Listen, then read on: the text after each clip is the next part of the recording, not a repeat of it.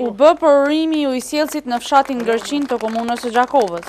Projekti i furnizimit me ujë të pishëm është çështja kryesore për komunën tonë dhe njëherët është fat i mirë që për herë të parë banorët e kësaj zone do të kenë ujë të pishëm, tha kryetarja e komunës së Gjakovës, Mimoza Kusari Lila.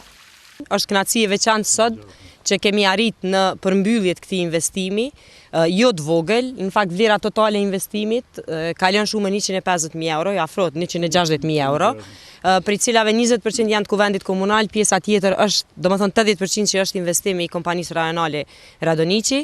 Përkundrejt disa vonesave që janë shkaktuar, jemi shumë të lumtur që sot jemi në finalizim dhe fshati ka furnizim të rregullt me ujë të pijes, ju e gëzofshit gjithmonë të mira ngëzime dhe uroj e shpresoj tash në projekte tjera të radhës. Kryeshefi ekzekutiv i kompanisë rajonale të ujësjellësit Radoniqi, Ismet Ahmeti, pohoi se furnizimi i ujit të pishëm ishte kërkesa e banorëve të fshatit Gërqin. Ne sot e bëm përërimin, e realizuam, kështu që e shpresojmë këta 220 konsumatorë të jenë domethënë të mirëfillt, kështu që premtojmë që 24 orë do t'i marrim ujë.